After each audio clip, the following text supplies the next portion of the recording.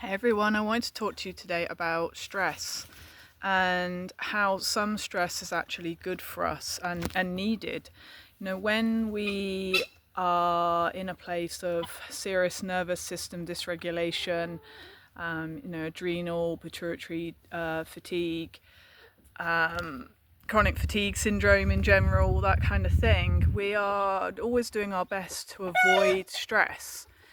But stress, when it just comes and goes, actually doesn't affect our health, and it's normal and necessary and actually helps to build resilience. It's the stress that continues day in, day out. So actually, when we're stressed because there's a serious problem in the world or in our world, I don't know, the bank manager is being an arse or something like that, or as the chickens seem to think, a fox is around or something. They're panicking a lot at the moment. That's okay, as long as we can go into that stress and come straight out of it again fairly quickly.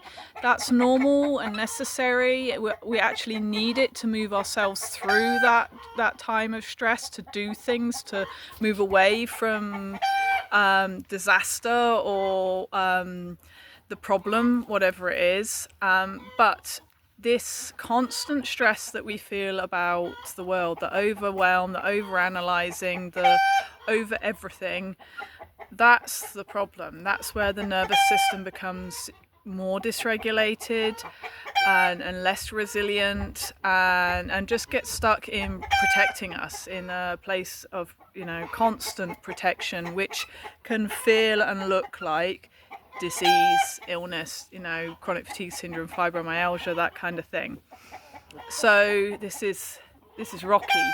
He's huge, isn't he? He's my biggest rooster. The other one making a racket down there is Stallone, and yes, I have a Rocky and a Stallone because they look very similar, but the other one's much smaller. So anyway, yeah, I know that people often think that, oh no, I've got really stressed again because of the bank manager or the doctor or the way of the world today. But that's okay. That's not harming your health unless you get stuck in it and you keep going round and round in circles. What is harming our health is the overanalyzing, overthinking, overwhelm. That low, what feels like probably low level or not, constant thinking and anxiety about things. That's the problem, where the problem lies, not this all of a sudden this stressor with, I don't know, the bin men or the bank manager or whatever it is. Because if we can go into that stress and come out of it again once that's passed, once we have got away from the potential danger that we feel, that's totally fine and normal, like I say. But it's this constant overthinking, overanalyzing that really screws with our nervous system. So it's also, I know that can get us stuck then, of thinking, oh, I can't get out of that, that's what I'm always doing, kind of thing. But we can get out of it. We need to break the habit. So that's why tapping, which I have a playlist about on this YouTube channel, that's why something like tapping is really good, because we really don't want to just keep going round and round in circles in our head, because it gains momentum and it keeps dysregulating our nervous system, and we don't get anywhere. It doesn't fix it. No matter how much regulating of it, ear wiggling we do, all of that kind of thing, it's not fixing this habit that we've got into of overthinking and overanalyzing. So that's why, like I say, tapping is really good, because it breaks the habit. The actual tapping itself helps break the habit, but when we tap, we also send a powerful message to the subconscious mind, which then moves us towards whatever we're tapping on, and clearing in the future as well. So it's not only helping in the moment, here comes trouble, it's helping us for the future too. So as I say, it's breaking habits. It's this.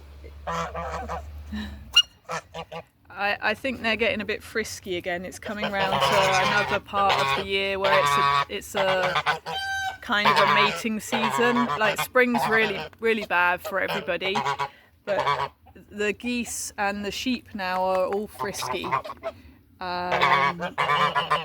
So they're becoming very talkative again and brave again.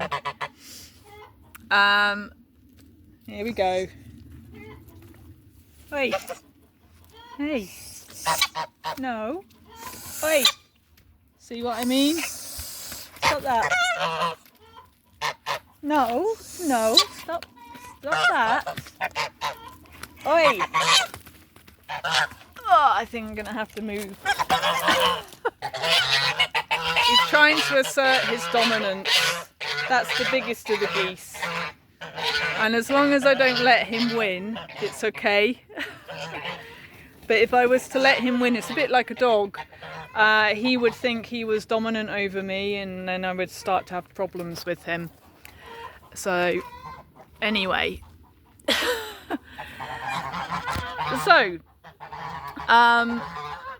So yeah, what we do is we tap.